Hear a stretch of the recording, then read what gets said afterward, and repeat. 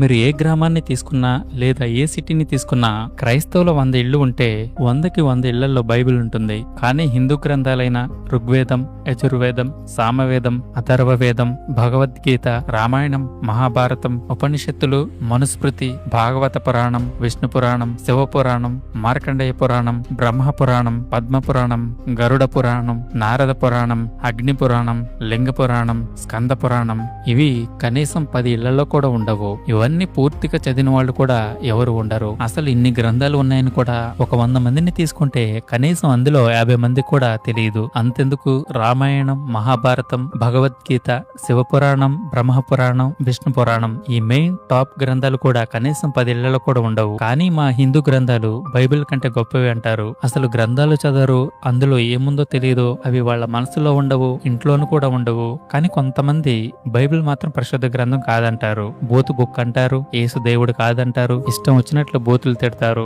Christians ని అవమానిస్తుంటారు, బైబిల్లో మనుషులు చేసిన తప్పులను చూపించి బైబిల్ అసలు చదవలేము అంటారు. ఒక ప్రశ్న, నిజాయితీగా ఆలోచించండి. వారి పవిత్ర గ్రంథాలు అంటున్నవి జీవితంలో ఒక్కసారి కూడా పూర్తిగా చదవని వ్యక్తికి ఇంకో మత గ్రంథం గురించి తీర్పు చెప్పే హక్కు ఎంతవరకు ఉంటుంది? తన ఇంట్లో తన మత గ్రంథాలు కూడా లేకపోయినా ఇంకొకరి పవిత్ర గ్రంథాన్ని అవమానించడం జ్ఞానమా లేక ఓర్వలేనితనమా? కొంతమంది మత ఉన్మాదులు మాత్రం తమ మత గ్రంథాలను సరిగా చదవరు. అన్ని గ్రంథాలను చదవకుండానే వాటిలో ఏముందో తెలియకుండానే బైబిల్ గురించి విమర్శలు చేస్తుంటారు. ఒక గ్రంథాన్ని విమర్శించే ముందు దానిని చదవాలి, దాని సందర్భాన్ని అర్థం చేసుకోవాలి, రచయితల ఉద్దేశాన్ని తెలుసుకోవాలి. చాలా మంది బైబిల్లో ఉన్న కొన్ని సంఘటనలను చూపించి ఇందులో హత్యలున్నాయి, వ్యభిచారం ఉంది, అబద్ధాలున్నాయి, కాబట్టి ఇది పవిత్ర గ్రంథం కాదు అంటారు. కానీ వారు అర్థం చేసుకోవాల్సిన విషయం ఏమిటంటే బైబిల్ పాపాన్ని దాచిపెట్టే గ్రంథం కాదు, పాపాన్ని బయటపెట్టి దాని ఫలితాన్ని చూపించే గ్రంథం. కాబట్టి బైబిల్ మనిషిలోని మైనస్లను ఎత్తి చూపుతుంది. అలాగే అలా బ్రతకాలి,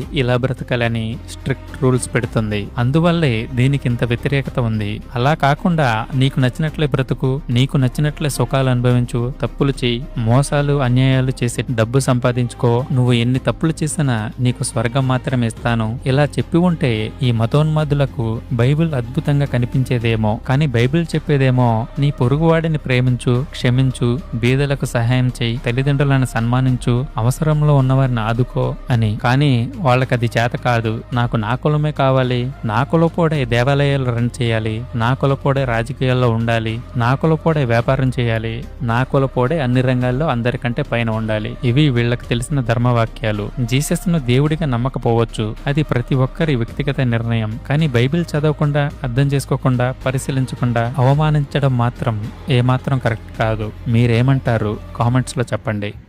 మీరు ఏ గ్రామం